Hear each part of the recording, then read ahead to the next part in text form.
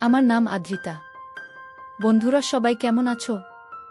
বন্ধুরা, আজকে তোমাদের আপনমা ছেলের একটি সত্য ঘটনা বলবো। গল্পটি শেষ পর্যন্ত শুনলে তোমরা ওটা গরম হয়ে যাবে। আমার মায়ের নাম ইয়াসরিনা সোনিয়া, একজন আধুনিক কিন্তু ধার্মিক মহিলা। ছোট থেকে আমেরিকাতে বড় হওয়ার সত্ত্বেও আমার মা অনেক ধার্মিক এবং পর্দাশীল। আমার নানা নানিও বাংলাদেশি ধর্মপ্রাণ মুসলিম এবং আমার নানিজান আমার মাকে যথাসম্ভব ধর্মীয় অনুশাসন মানিয়ে বড় করার চেষ্টা করেন। গত কয়েক বছর আগে এক রোড দুর্ঘটনায় দুজন মারা যায়। এবার মূল গল্পে চলে যাওয়া যাক। গরমের ছুটির কারণে আমি বাড়িতেই ছিলাম। বাবার ও ব্যবসায়িক কাজকর্ম না থাকায় বাসায় ছিল। বাবা মা আর আমি মিলে বেশ সুন্দরভাবেই ছুটি উপভোগ করছিলাম। আমাদের বাড়ির পাশেই সমুদ্র এবং একটা ছোট বিচ আছে। আমাদের প্রপার্টির ভিতরে পড়ায় সেই বিচে বাইরের মানুষ আসতে পারে না। তাছাড়া আমাদের বাড়ির আশেপাশে লোকজনের বসবাসও কম। মূল শহর থেকে আমাদের বাড়ি 2 মাইল দূরে। প্রায় প্রতিদিন বিকেলেই আমরা পরিবারের সবাই মিলে বিচে যেতাম। প্রথমেই বলেছি, আমার আম্মু একজন পর্দাশীল মহিলা। তাই বিচে গেলেও আম্মু সালিম পোশাক পরতেন। তবে যতই সালিম পোশাক পরুক, আম্মুর রূপ ঠিকই বাইরে প্রকাশ পেত। গত কিছুদিন যাবত আমার মাঝে অন্যরকম একটা অনুভূতি কাজ করে। শুধু মাকে না, যে কোন মেয়েকে দেখলেই আমার অন্যরকম একটা শিহরণ কাজ করে। বেশ কয়েকবার বাচ্চা ঘরে কাজ করার সময় আম্মুকে কল্পনা করতে লাগলাম। নিজের মাকে নিয়ে এই ধরনের চিন্তা ভাবনা আমি মাথা থেকে ঝেড়ে ফেলার চেষ্টা করলাম। কিন্তু মাকে যতবারই দেখতাম ততবারই আমি নিজের উপর নিয়ন্ত্রণ হারিয়ে ফেলছিলাম। একদিন বাবা, আমি আর মা বিচে গিয়েছিলাম। মা লম্বা টি শার্ট এবং ঢিলে জিন্স পরেছিল। মা আর বাবা একসাথে বসেছিল। আমি পানিতে লাফালাফি করার সময় খেয়াল করলাম বাবা মাকে বেশ লম্বা একটা হামি দিচ্ছে। হঠাৎ বাবার ফোনে একটা কল এলো। বাবা আমাদের কাছ থেকে বিদায় নিয়ে চলে গেল। মা বেশ উদাস হয়ে গেল। আমরা বাসায় চলে এলাম। মা আর আমি বাগানে গেলাম। আমি মায়ের পাশে গিয়ে বসলাম। মাকে বললাম, আজ তাকে বেশ সুন্দর লাগছে। মা তখন আমাকে একটা হামি দিল। এটা স্বাভাবিক বিষয়, কিন্তু আমার মনের মাঝে একটা হাওয়া বয়ে গেল। আমি আমার রুমে চলে এলাম। আমার রুম থেকে বাগান দেখা যায়। জানালা দিয়ে মাকে দেখা যাচ্ছিল। মা বাগানের চেয়ারে 2 হাত পা ছড়িয়ে দিয়ে শুয়েছিল। হয়তো মায়ের অজান্তে কিংবা অসাবধানতার কারণে সম্পদগুলো দেখা যাচ্ছিল। আমি আর থাকতে না পেরে বাচ্চাঘরে গিয়ে কাজ সেরে এলাম। এটা প্রথমবার নয়, এর আগে বহুবার আমি এনটা করেছি। কিন্তু মাকে দেখে এই প্রথম। আমার মাথায় একটু দুষ্টু বুদ্ধি চলে এলো। আমি রান্না ঘরে গেলাম এবং লেবুর শরবত বানালাম এবং বাবার ঘুমের ঔষধ মিশিয়ে মাকে দিলাম। মা শরবত খাওয়ার কিছুক্ষণের মাঝেই ঘুমিয়ে পড়ল। আমি মাকে বেশ কয়েকবার ডাক দিলাম। মা কোনো সাড়াশব্দ করল না। আমি বুকে হাত রাখলাম। আমার ভেতরে তখনও একটা ভয় কাজ করছিল। আমার হাত কেঁপে উঠছিল। মা একটু নড়ে উঠল। আমি ভয় পেয়ে গেলাম, কিছুটা দূরে চলে গেলাম। বেশ কিছুক্ষণ পর আমি আবারও মায়ের কাছে গেলাম। সাহস করে হাত রাখলাম। আবার আগে কি হবে সে চিন্তা না করে কমলালেবুগুলো খেতে লাগলাম। কিছুক্ষণ পর নিচের দিকে নেমে এলাম। আমার নিজের চোখকে বিশ্বাস করতে পারছিলাম না। আমি কি দেখছি? হিতাহিত জ্ঞান লোপ পেয়ে গেল আমার। ঝাঁপিয়ে পড়লাম। প্রথমবার তাই দ্রুত বেরিয়ে গেল। রাতেও খাওয়া শেষে মাকে ঘুমের ঔষধ মিশিয়ে 1 কাপ কফি বানিয়ে দিলাম। বাবা বাড়ি ফিরবে না, সেই সুযোগটাই কাজে লাগিয়ে দিলাম। কফি খেয়ে আম্মু গুড নাইট বলে সোজা বেডরুমে চলে গেল। মিনিট 5 পর বাবা মায়ের রুমে উকি দিতেই দেখি আম্মু মরার ঘুমাচ্ছে। সেই একই কাজটা আবার শুরু করলাম। এভাবে প্রায় 5 মাস কাজ করছি। এরই মাঝে মায়ের শারীরিক পরিবর্তন দেখা দিয়েছে। আম্মুর পেট বেশ কিছুটা বড় হয়েছে। যতটুকু বুঝতে পেরেছি আমার অনিরাপদের কারণ। আম্মুকে দেখে বোঝা যাচ্ছিল আম্মু কিছু একটা বিষয় নিয়ে বেশ চিন্তিত। আব্বু ব্যবসায়ের কাজে বিভিন্ন জায়গায় চলে যায়। বুড়ো বয়সে আম্মুকে তেমন একটা সময় দেয় না বললেই চলে। সে কারণেই হয়তো আম্মুর চিন্তাটা আরও বেশি হচ্ছে। গত মাসে আব্বু ব্যবসায়ের কাজে অ্যারিজোনা গিয়েছে। ফিরবে আরও দিন 15 পরে। বাসায় আমি আর আম্মু। রাতে খাওয়া দাওয়া শেষে আম্মু তাদের রুমে চলে গেল। আম্মু ঘুমিয়ে যাওয়ার কিছুক্ষণ পরেই আমি আম্মুর রুমে গেলাম। আম্মু গভীর ঘুমে মগ্ন। আমি আম্মুর পাশে বসলাম। তবে আজ আমার ভয় করছে। তবে এই লুকিয়ে লুকিয়ে মায়ের অগোচরে আমার আর এসব করতে ইচ্ছে হচ্ছিল না। তাই আজ আমাকে ঝুঁকি নিতেই হবে। আমি ঝুঁকে পড়লাম আর সাথে সাথে আম্মু চমকে উঠল। আম্মু আমাকে তার উপর থেকে সরিয়ে দিতে চাইছিল, কিন্তু আমি আম্মুর উপরে ছিলাম এবং আম্মুর থেকে গায়ের শক্তি বেশি হওয়ায় আম্মু আমার সাথে পেরে উঠল না। তখন আম্মু বলে উঠল, তুই তোর সন্তানকে যদি দুনিয়ার আলো বাতাস দেখতে দিতে চাস তাহলে আমার উপর থেকে সরে যা। আমি তখন অবাক হয়ে গেলাম, আম্মু কি বলছে এসব? আম্মু এসব জানে কিভাবে? আম্মু একটু বিরক্তি ভরা চেহারা নিয়ে আমার দিকে তাকালো। তখন আম্মু আমাকে ধাক্কা দিয়ে তার উপর থেকে সরিয়ে দিয়ে 2 হাতে পেটে ধরে আমার দিকে তাকিয়ে কান্না করতে করতে বলে, এই সন্তান যখন তুই এনেছিস তাহলে এখন এর যত্ন কেন নিতে পারিস না? আমি তখনও থ হয়েই আছি। আমি কোনো কিছু জিজ্ঞেস করার আগে মা সব বলতে শুরু করল। আমি যখন প্রতিদিনই মাকে বেশ কয়েকবার করে কফি, শরবত দিতে লাগলাম তখনই নাকি মায়ের আমার উপরে সন্দেহ তৈরি হয়। সেই সন্দেহের পালে হাওয়া দেয় মায়ের অতিরিক্ত ঘুমিয়ে যাওয়ার অভ্যাস, কারণ মা দিনে খুব কম সময় ঘুমুতেন। তারপরেও মা বিষয়টি তেমন কিন্তু যখন পেটে সন্তান আসে তখনই মা বিষয়টি খতিয়ে দেখার জন্য উঠে পড়ে লাগে এবং আমার দেয়া চা কফি না খেয়ে ঘুমিয়ে পড়ার ভান করে শুয়ে পড়ে। আমি তখন জানতে চাইলাম, আম্মু যখন এসব জানেই তাহলে আগে কেন এসব বলেনি, অথবা এসবে বাধা কেন দেয়নি? তখন আম্মু বলে, যেদিন প্রথম আসমু ঘুমের ভান ধরে শুয়েছিল ওই দিন আমি আম্মুর ঘরে একসেট হয়ে প্রবেশ করেছিলাম। আম্মু সেদিন আমাকে বাধা দেওয়ার জন্য প্রস্তুত ছিল, কিন্তু আমাকে দেখে আম্মু তখন কাণ্ডজ্ঞান হারিয়ে ফেলে এবং চুপ থাকে। আমার কাছ থেকে যে সুখটা পেয়েছিল ওইরকম সুখ কখনোই বাবার কাছ থেকে পায়নি। আর সে কারণেই মা তার ধার্মিকতা, সতীত্ব বিসর্জন দিয়ে সব সহ্য করে নিয়েছে। আমি তখন আম্মুর পেটে হাত রেখে বলি, আমাকে ক্ষমা করো, আমি জানতাম না আমাদের সন্তানের ক্ষতি হবে। তখন আম্মু আমার হাতের উপরে হাত রেখে বলে, ঠিক আছে, আমি তোমাকে সব বলে দিব।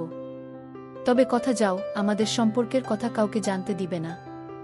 তখন আমি মাকের হাতটা শক্ত করে ধরে মায়ের চোখের দিকে তাকিয়ে বললাম, কথা দিলাম, এই গোপন সত্য কেউ জানবে না। কথাটা বলেই আমি রুম থেকে বেরিয়ে যাই। সকালে ঘুম থেকে দেরিতে উঠাটা আমার অভ্যাস। ঘুম থেকে উঠে হালকা ব্যায়াম করে বাগানে ফুটবল নিয়ে 30 মিনিটের মতো দৌড়াদৌড়ি করে থাকি। আমি লম্বায় প্রায় 6 ফুট, অল্প বয়স থেকে রেগুলার জিমে ব্যায়াম করায় আমার শরীর বডি বিল্ডারদের থেকে কোনো অংশে কম না। পেটে হালকা হালকা 6 প্যাকের ছাপ ভেসে উঠছে।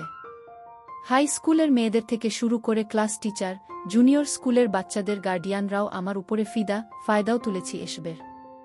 গত সামারে এক ব্রাজিলিয়ান ছেলের মাকে নিয়ে 4 দিনের ট্রিপে গিয়েছিলাম।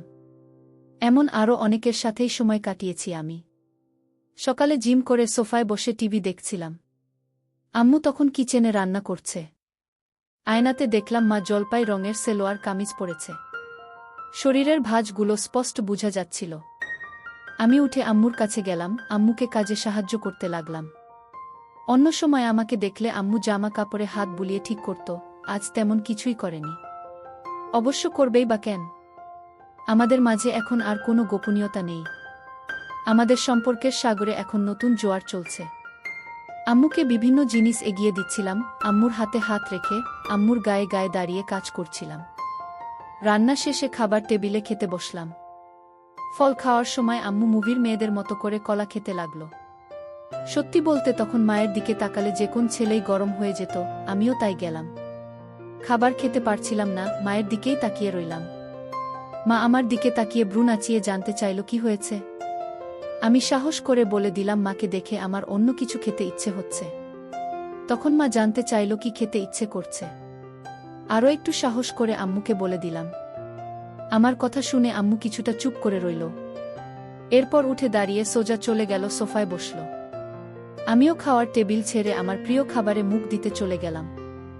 আম্মু একটু একটু করে কেঁপে উঠতে লাগল। আমি বাজি কাজ সারতে গেলে আম্মু বাধা দিল, কারণ এতে সন্তানের ক্ষতি হতে পারে। কয়েক মাস পর বাচ্চা ভূমিষ্ঠ হয়েছে। কাছেরই একটা ক্লিনিকে আম্মুর সুস্থ স্বাভাবিক একটা ছেলে হয়েছে। আব্বু তখন বাড়িতে আছে। বাবা তার ছোট ছেলেকে কোলে নিয়ে ঘুরে বেড়ায়, প্রায় বলেন ছোট ছেলে তার বড় ছেলের হুবহু চেহারা নিয়ে জন্মেছে।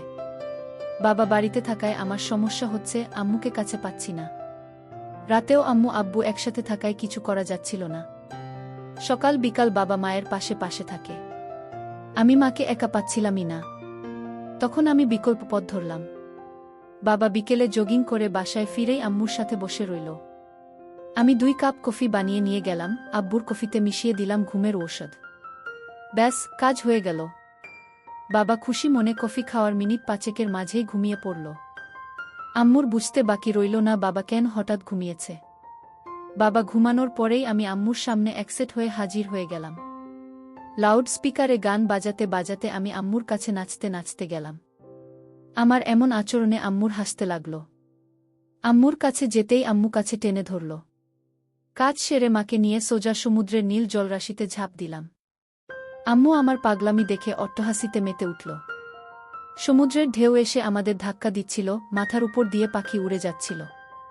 সমুদ্রের গভীর জলে সূর্য ধীরে ধীরে ডুবে যাবার প্রস্তুতি নিতে শুরু করল। আম্মু হঠাৎ সমুদ্রের পাড়ের দিতে যেতে লাগল। আমি জানতে চাইলাম কি হয়েছে। তখন আম্মু জানালো বাসায় বাবা আছে, তার ঘুম ভাঙলে যদি সে আমাদের এমনভাবে দেখে তাহলে সর্বনাশ হয়ে যাবে। আম্মুর কথাটির যুক্তি রয়েছে, বাবার ঘুম ভাঙলে বিপদ হবে, সেটাই স্বাভাবিক। আমিও আম্মুর সাথে সাথে বাড়ি চলে এলাম। আম্মু বাগান পেরিয়ে চুপি চুপি পিছনের দরজা দিয়ে বাসায় ঢুকল। আমিও আম্মুর পিছু পিছু চুপিসারে বাসায় ঢুকলাম। বাসায় ঢুকে দেখলাম বাবা নেই। আম্মু ভয়ে ভয়ে দোতলায় ওদের রুমে গেল। জামাকাপড় সামলে নিল। হিজাব এবং বোরকা পরে আম্মু আবার পিছনের দরজা দিয়ে বেরিয়ে এলো। আমিও আম্মুর পিছু পিছু বেরিয়ে এলাম। আম্মু ঘুরে বাবাকে গিয়ে দেখল বাবা বাগানে বাবুকে নিয়ে বসে আছে। আম্মু আব্বুকে ডাক দিল। আব্বু কিছুটা রাগী চোখে তাকালো। তখন আম্মু একদম অবলা মেয়েদের মতো করে তাকালো। মনে হলো আম্মু কি করছে তার কিছুই তিনি জানেন না। আব্বু আম্মুর একা বাইরে যাবার কারণ জানতে চাইলে আম্মু বলে উঠল পাশে একটা বাড়িতে ধর্মকর্ম নিয়ে হচ্ছিল, আমাকে নিয়ে আম্মু সেখানেই গিয়েছে। আমাদের বাবুর এখন 1.5 মাস বয়স। বাবা ব্যবসায়িক কাজে ছোটাছুটি শুরু করে দিয়েছে আবার। বাসায় আম্মু, আমি আর আমাদের সন্তান। স্কুল খোলা, আমি স্কুলে গেলে মা বাসায় একা থাকে। সে সময়টাতে মা বিভিন্ন ধর্মীয় কাজ করে। আগে আম্মু রাতে নামাজ পড়ত, প্রায় ভোর রাতে কোরআন তিলাওয়াত করত। বর্তমানেও করে। বাবু হবার পর বাবুর প্রচুর অসুখ হয়েছিল, এরপর থেকে মা প্রায় রোজা রাখেন। বিশেষ করে যে দিনগুলোতে আমি স্কুলে যাই, স্কুল থেকে ফুটবল প্র্যাকটিসে এবং নাচের ক্লাসে যাই, ওই দিনগুলোতে আম্মু রোজা রাখেন। এতে করে আমার সাথে মায়ের মেলামেশাও ঠিক থাকে, আবার আমার ব্যস্ত দিনে মার ইবাদতও ঠিক থাকে। তবে প্রতি রাতেই আমাদের মেলামেশা হয়। আম্মু এবং আমি দুজনেই মেলামেশার জন্য অধীর আগ্রহে। আমাদের দুজনের প্রতি দুজনের কোনো অনাগ্রহ তৈরি হয় না, অতৃপ্তি আসে না। হ্যালোইন কাছে চলে এসেছে, কয়েকদিনে পরেই হবে হ্যালোইন। অন্য সময় আমাদের বাড়িতে হ্যালোইন হতো না, আম্মু দিত না। আমি বন্ধুদের সাথে হ্যালোইন করতাম। তবে এবার আম্মুকে রাজি করিয়েছি। শুধু রাজি না, আম্মুকে ঘিরেই হবে আমার এবারের হ্যালোইন। মূলত হ্যালোইনের বিষয়টা মাথায় আসে আম্মুকে সেবা দেওয়ার সময়। তখন আম্মুকে বিভিন্নভাবে বুঝিয়ে রাজি করেছিলাম। হ্যালোইনের জন্য স্কুল বন্ধ দিয়ে দিল। বাড়তি পাওনা হিসেবে পেলাম বাবার কাজের চাপ থাকায় বাবা বাড়ি থাকছে না। আমি আর মা হ্যালোইনের জন্য কেনাকাটা করতে গেলাম। আম্মুর জন্য আমি একটা ক্যাট গার্ল এঞ্জেল কস্টিউম কিনলাম। আমার জন্য আম্মু একটা ডেভিল কস্টিউম কিনল। আমাদের বাবুর প্রথম হ্যালোইন, ওর জন্য কস্টিউম কেনা হলো। হ্যালোইনের রাতে আমাদের বাড়ি হ্যালোইনের সাজে সাজানো হলো। আমরা কস্টিউম পরে রেডি হয়ে গেলাম। আমাদের হ্যালোইন পার্টির মূল উদ্দেশ্য ছিল নিজেদের চরিত্রের বাইরে গিয়ে আলাদা রোল প্লে করে সময় কাটানো। আম্মুকে মেকআপ করার পর ক্যাট গার্ল এঞ্জেল কস্টিউমে সত্যি সত্যিই পরীর মতো লাগছিল। আমিও শয়তান সেজে প্রস্তুত হয়ে গেলাম শয়তানি করার জন্য। প্রথমবারের মতো আমরা রোল প্লে করব, তাই আমাদের দুইজনের মাঝেই ছিল চরম উত্তেজনা। আম্মুর রোল ছিল এক সুন্দরী পরীর। সে তার সন্তানকে নিয়ে স্বর্গ ছেড়ে পৃথিবীতে নেমে আসবে। তখন এক শয়তান তার সন্তানকে তার কাছ থেকে ছিনিয়ে নিবে এবং তাকে তার দাসীতে পরিণত করবে এবং নানাভাবে অত্যাচার করবে, জুলুম করবে।